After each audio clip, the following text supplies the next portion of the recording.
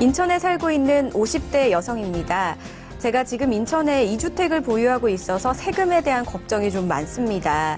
다주택자의 절세 방법은 어떤 것들이 있는지 궁금하고 앞으로 부동산 재테크는 어떻게 하면 좋을지 구체적인 방법이 궁금합니다. 라고 남겨주셨습니다.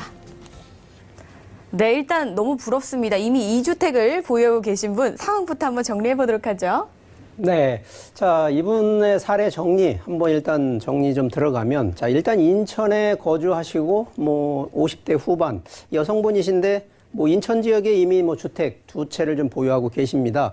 아무래도 두 채이기 때문에 다주택자의 여러 가지 걱정, 특히나 요즘 세금에 대한 여러 가지 세금 폭탄 이런 부분들이 좀 많이 걱정이 되시는 것 같아요. 그러다 보니까 세금 절세, 그러면서 또 향후 부동산 투자를 또 하고 싶은데 과연 이런 또 세금에 대한 걱정도 들어가다 보니까 어떻게 하면 좋은지 그런 또 포트폴리오 준비를 좀 걱정을 하시는데 예산 지금 한 3억 원 정도 가지고 이제 준비를 하시는 분이라 자, 이분 같은 경우에도 솔루션이 있습니다. 자, 솔루션 제시해 드리도록 하겠습니다.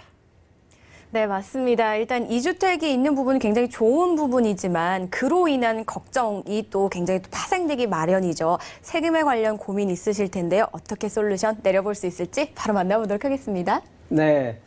최근에 주택에 대한 규제, 특히나 정부에서 규제 정책을 하는 것은 주택 전체 그 세 가지 상품 중에 주택 시장에 대한 규제가 일단 많습니다. 그 이유는 국가는 결국은 국민들한테 해줄 수 있는 이 주택에 대한 여러 가지 주거 안정을 확보해야 된다라는 취지가 있기 때문에 주택 규제 정책인데 자, 저희는 이게 이제 재테크, 특히나 투자에 대한 컨셉으로 바라보셔야 되기 때문에 자, 우리 기본적으로 계란은 한 바구니에 담지 마라라는 이런 기준도 있습니다만 자, 기본적으로 지금 걱정하시는 게 딱 돈은 벌어야 되겠고 그런데 세금에 대한 또 규제가 바뀌면서 폭탄이 나도 해당이 될까 이런 걱정하시는 분. 자, 그런데 지금 상품이 지금 현재 기준으로 2주택 정도라 그러면 크게 걱정하실 내용도 아니고요.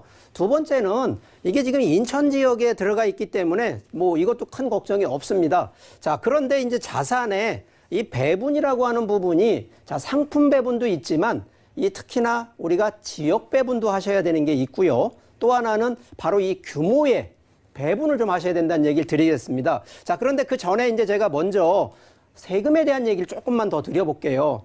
자, 기본적으로 요번에 법이 이제 바뀌면서 자, 다주택자, 특히나 1주택자들이 비과세가 되면서 혜택을 받는 기준을 대비했을 때에는 상당히 1주택자들한테 혜택을 많이 주게 돼 있다는 거거든요.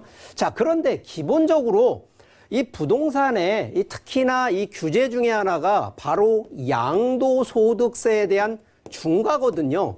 자, 그런데 제가 지금 인천을 아까 제외시키고 걱정하지 마세요라는 얘기를 좀 언뜻 비쳤던 이유는 바로 양도세 중과는요. 자, 전국 기준으로 조정 대상 지역이라고 하는 곳으로 지정이 되어 있습니다. 자, 그런데 이 조정 대상 지역의 대부분 거의 90%가요. 이게 서울입니다.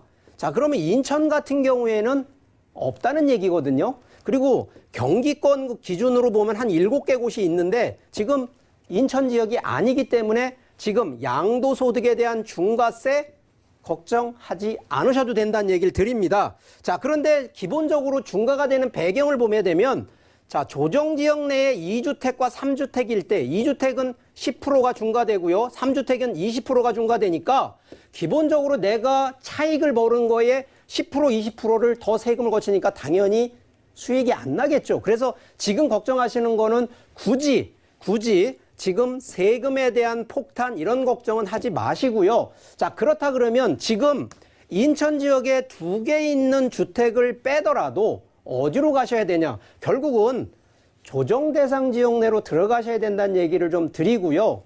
자, 기본적으로 우리가 수익 가치, 제가 이게 항상 반복된 얘기를 드리는데 부동산의 재테크 수익 가치는 차익, 임대 수익, 그리고 개발을 통한 자본 수익 세 가지인데 자, 지금 주택을 고려하시고 큰 금액이 아닌 작은 금액으로 가신다 그러면 솔직히 임대 수익보다는 차익형으로 가셔야 된다라는 얘기를 드리겠고요.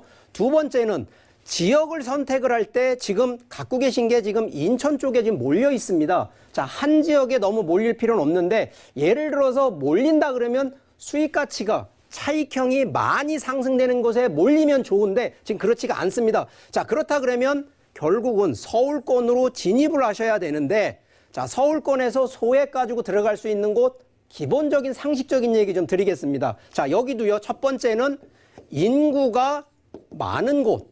자, 서울이 전체적으로 인구가 많다 이렇게 따지는 것이 아니라 구역구역 지적을 잘 보시면 인구가 많이, 특히나 임대 수요. 자, 여기서 임대 수요는 월세도 있지만 전세 수요가 많이 몰리는 바로 그런 곳을 찾아야 되고요. 두 번째는 이런 곳이 따라오려면 기본적으로 교통이 편리한 역세권이 돼야 된다는 얘기를 좀 드립니다.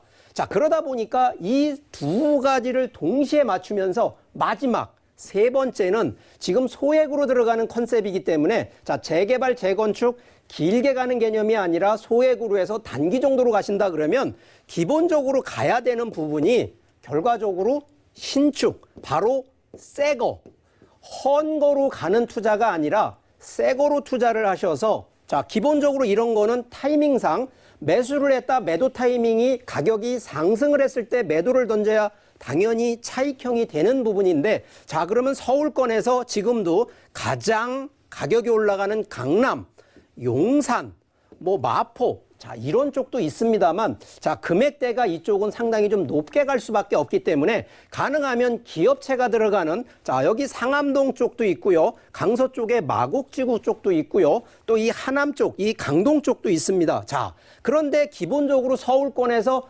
교통 역세권이 들어가는 컨셉으로 가셔야 되고 소액 기준으로 가셔야 되기 때문에 제가 볼 때는 이 세 가지 지역 쪽에 이 세 가지, 지금 인구 수요, 역세권, 신축이라는 요 세 가지 요소를 맞춘 쪽에 솔루션을 제안 드리니까, 자, 이 점 한번 또 명심하시고 한번 슬기롭게 한번 노려보시면 좋겠다라는 제안 드리도록 하겠습니다.